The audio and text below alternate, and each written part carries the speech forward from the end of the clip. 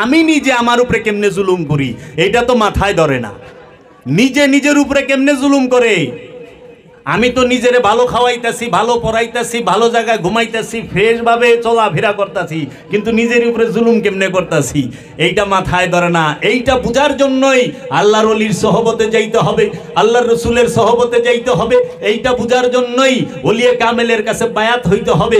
এইটা বোঝার জন্যই ওলিয়ে কামেলের সহবতে থাকতে হবে, তার অনুসরণ করতে হবে, আল্লাহর রসুলের অনুসরণ করতে হবে, কোরআন গবেষণা করতে হবে যে কিভাবে নিজের উপরে, নিজের নফসের উপরে জুলুম করি।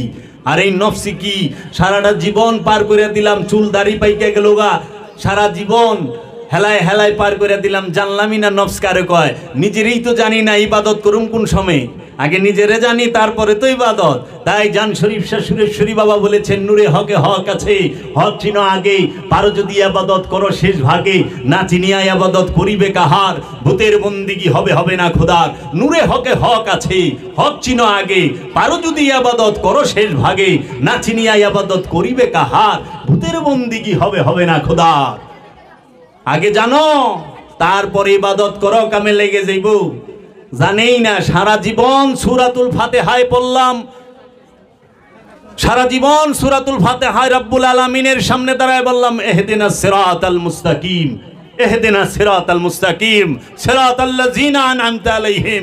ইহদিনা, আমাকে দান করেন, সিরাত রাস্তা, পথ, আল মুস্তাকিম, আল একমাত্র, মুস্তাকিম মানে সঠিক, একমাত্র সঠিক পথ আমাকে দান করেন হে আমার রব।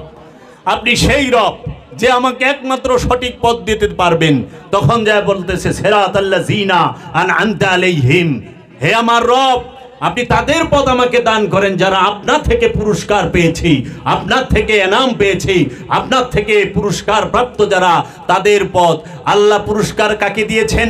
আল্লাহ সূরাতুল নিসায় বলতেছেন আনামাল্লাহু আলান নবিয়িনা ওয়াস সিদ্দিকিনা ওয়াস শুহাদায়ে ওয়াস সালিহিন। আমি পুরস্কার দিয়েছি কাকে? নবীনদেরকে, রাসূলদেরকে এবং সিদ্দিকিনদেরকে, শুহাদাদেরকে। আল্লাহর পুরস্কার প্রাপ্ত। সারা জীবন আমরা আল্লাহর কাছে সিরাতাল মুস্তাকিম চাইলাম। জানেন সারা কোরআনে 114টা সূরা আছে। এই কোরআনের 114 সূরার উম্মুল সূরা হচ্ছে সূরাতুল ফাতিহা। এই সূরাতুল ফাতিহার সর্বশ্রেষ্ঠ ফরিয়াদ হচ্ছে রবের সামনে দাঁড়িয়ে একজন মুসল্লি বলেন, একজন আমানু বলেন ইহদিনাস সিরাতাল মুস্তাকিম সিরাতাল্লাযিনা আনআমতা আলাইহিম। আমরা এর অর্থ বুঝি না, আমরা এর অর্থ জানি না যে ইহদিনাস সিরাতাল মুস্তাকিম, হে আমার রব তুমি আমাকে সিরাতাল মুস্তাকিম দান করো। আল্লাহর কাছে সর্বশ্রেষ্ঠ ফরিয়াদ একজন আল্লাহর রসুলের সন্ধান লাভ করা, একজন ওলিয়ে কামেলের সন্ধান লাভ করা। একজন ওলিয়ে কামেল আল্লাহর রব্বুল আলামিন মেহেরবানি করে তার বাড়ি পর্যন্ত, তার আস্তানা পর্যন্ত আমি অধমকে, আমি পাপীকে পৌঁছে দেবে। এই সিরাতাল মুস্তাকিম, আজকে এই সিরাতাল মুস্তাকিমের অর্থ না বোঝার কারণে আমরা ইবাদত করি, কিন্তু আমরা সিরাতাল মুস্তাকিমের বিরোধিতা করি, এই সিরাতাল মুস্তাকিমদের অত্যাচারিত করি। এই পৃথিবীর বুকে আজকে যারা সিরাতাল মুস্তাকিম রূপে আগমন করেছেন, রবের তরফ হতে মনোনীত হয়েছেন, তাদেরকে আমরা বিভিন্নভাবে কথার দ্বারা, কর্মের দ্বারা, যে কোনো ভাবে আমরা আঘাত করতেছি, অত্যাচার করতেছি। কিন্তু এই সিরাতাল মুস্তাকিমেরা কখনোই আমাদেরকে অভিশাপ দেয় না, বদদোয়া দেয় না। এই সিরাতাল মুস্তাকিমের মানে আমরা বুঝি না। এই সিরাতাল মুস্তাকিম সালাতে দাঁড়ায় চায় না।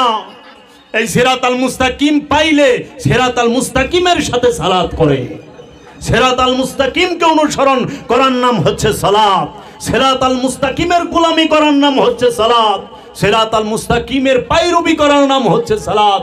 আল্লাহর ওলিদের গোলামি করার নামই সালাত। আল্লাহর রসুলের গোলামি করার নামই সালাত। আল্লাহর রসুলের মহব্বত করার নাম সালাত। আর আজকে সিরাতাল মুস্তাকিমকে আমরা বুঝতে পারি না। আমরা সারা জীবন শুধু চাইয়া গেলাম। দেখেন আল্লাহর কাছে কিন্তু আমরা চাই না যে হে আল্লাহ আমাকে অঢেল সম্পদ দান করো, সিরাত আল মাল, আমারে একমাত্র মালের পথ দেখান।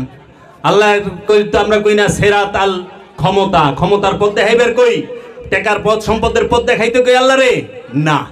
আমরা বলি কি আমাদেরকে একমাত্র সঠিক পথ দান করেন, যেই পথে আমার আগে পূর্বে যারা ছিল তারা চলে আপনার কাছ থেকে পুরস্কার পেয়েছে। এই সিরাতাল মুস্তাকিমই হচ্ছে আল্লাহর নবীগণ, এই সিরাতাল মুস্তাকিম হচ্ছেন আল্লাহর রাসূলগণ, এই সিরাতাল মুস্তাকিম হচ্ছেন আল্লাহর ওলিগণ। এই সিরাতাল মুস্তাকিমের অনুসরণ করতে হবে। আর এই সমস্ত সিরাতাল মুস্তাকিমের পিতা হচ্ছে সরকারে দু আলম আবুল কাসেম মুহাম্মদ সাল্লাল্লাহু আলাইহি ওয়াসাল্লাম। এই সিরাতাল মুস্তাকিমের কাছে বায়াত হইতে হয়। বায়াত না হইয়া সালাত করা যায় না, কারণ আগে সিরাতাল মুস্তাকিম প্রাপ্ত হন। সারা জীবন খালি আল্লাহর কাছে ফরিয়াদ কইরেই গেলেন, ইহদিনাস সিরাতাল মুস্তাকিম, ইহদিনাস সিরাতাল মুস্তাকিম। চুল দাড়ি পাইকা গেল, তারপরে কয় ইহদিনাস সিরাতাল মুস্তাকিম। তাহলে সিরাতাল মুস্তাকিমরে অনুসরণ করবেন কবে?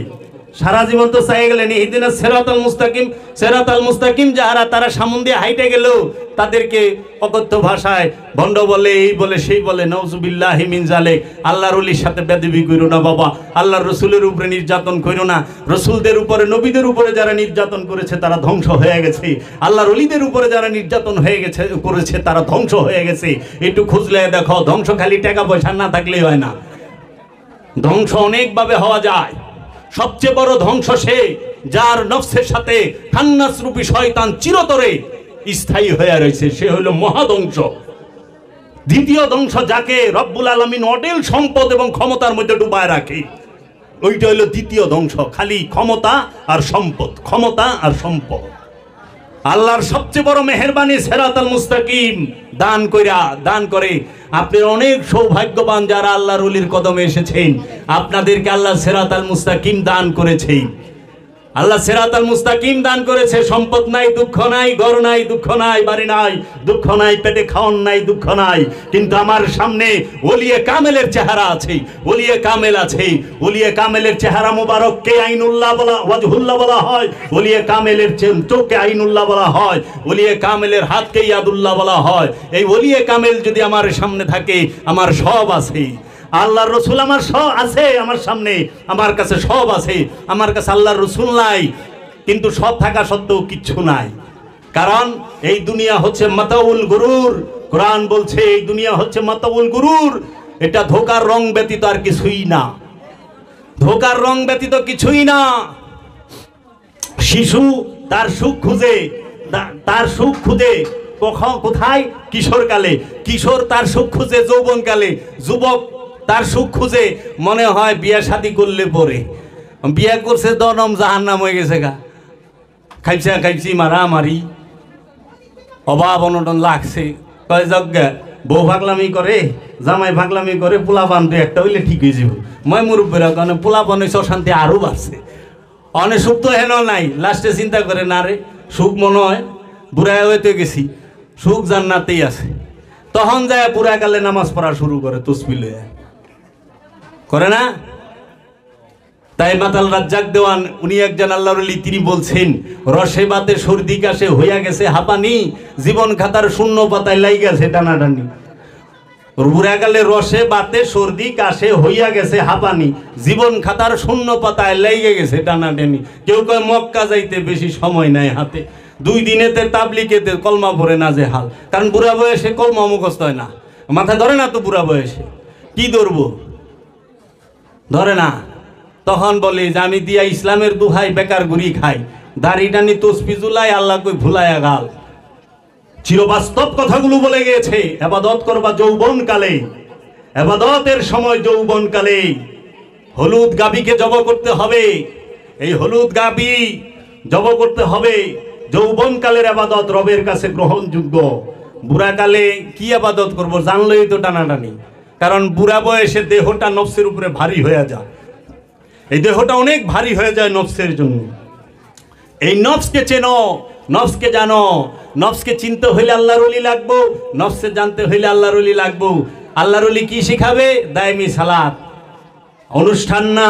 দায়মি সালাত ছাড়া নফসকে চেনা যায় না। দায়মি সালাত করতে হবে, দায়মি সিয়াম করতে হবে, দায়মি যাকাত দিতে হবে, দায়মি কুরবানি করতে হবে। এর জন্য মানুষের নফসের কুরবানি একবার, আর আনুষ্ঠানিক কুরবানি প্রতি বছর।